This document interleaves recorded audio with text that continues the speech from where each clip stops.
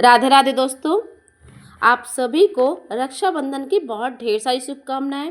मेरी पूरे YouTube family को रक्षाबंधन की, भाई बहनों का ये जो पावन पर्व है वो सदा यूं ही बरकरार रहे और उनका जीवन मंगलमय रहे।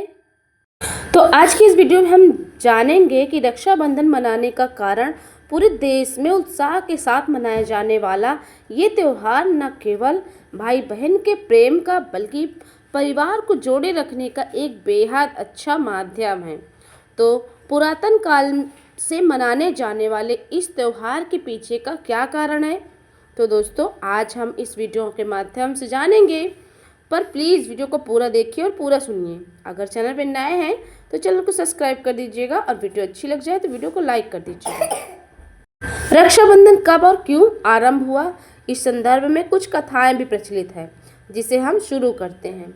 भगवान विष्णु जी से इस कथा के अनुसार दैत्यों के राजा बलि ने 110 यज्ञ पूर्ण कर लिए थे, जिस कारण देवताओं को डर बढ़ गया था कि कहीं राजा बलि अपनी शक्ति से स्वर्ग के ऊपर भी अधिकार न कर ले। इसलिए सभी देवता भगवान विष्णु जी के सामने रक्षा के लिए पहुंच गए। तब भगवान विष्णु ने वामन अवतार लिया और राजा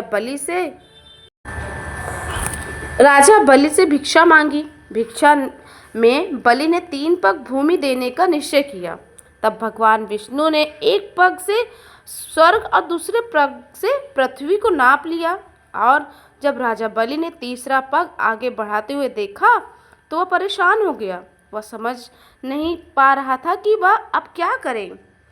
फिर राजा बलि ने अपना सिर वामन देव के चरणों में रख दिया और कहा, आप तीसरा पग मेरे सिर पर रख दीजिए। और इस प्रकार से राजा बलि से स्वर्ग एवं पृथ्वी पर निवास करने का अधिकार छीन लिया गया। अब राजा बलि रसातल में चला गया। जब बलि ने अपने भक्ति से हर समय अपने सामने रहने का भगवान विष्णु को वचन ले लिया, राजा बलि का द्वारपाल बनना पड़ा भगवान विष्णु को, जिस कारण देवी लक्ष्मी जी को बड़ी दुविधा में पड़ गई। वो विष्णु जी से रसातल में वापस लाना चाहती थी। उन्हें नारद जी से इस समस्या का समाधान मिला।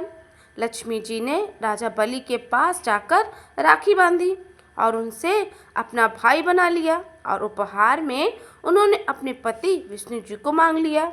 उस दिन पूर्णिमा का दिन था और तब से रक्षाबंधन का पर्व मनाया जाने लगा। रक्षाबंधन क्यों मनाया जाता है, उसकी एक कथा भविष्य पुराण में भी मिलती है। इस कथा के अनुसार 12 वर्षों तक देव और असुरों के बीच संग्राम हुआ था। इस युद्ध में देवताओं की हार हो गई थी।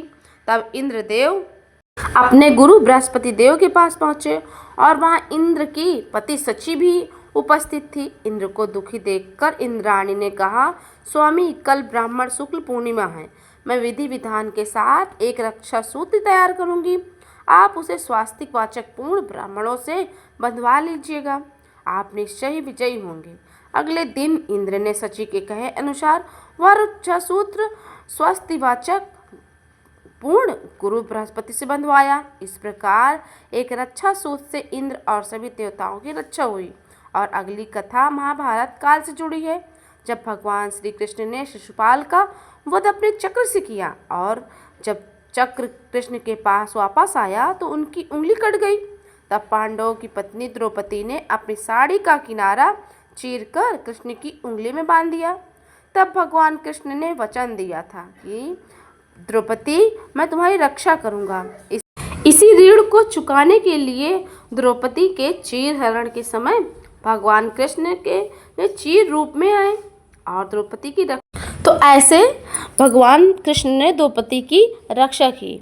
तो दोस्तों ये थी रक्षाबंधन से जुड़ी कुछ कहानियाँ और कुछ कथाएं। तो आप सभी को ये कथाएं और कहानियाँ कैसी लगी ज़रूर कमेंट में बताइएगा। और आप सभी को रक्षाबंधन की ढेर सारी शुभकामनाएं। भगवान महादेव की कृपा आप और आपके पूरे परिवार पर यूं ही बनी रहे। इसी मंगल कामना के साथ लेते हैं आपसे विदा। मिलते हैं इसी तरीक़ों की कथाओं के लिए।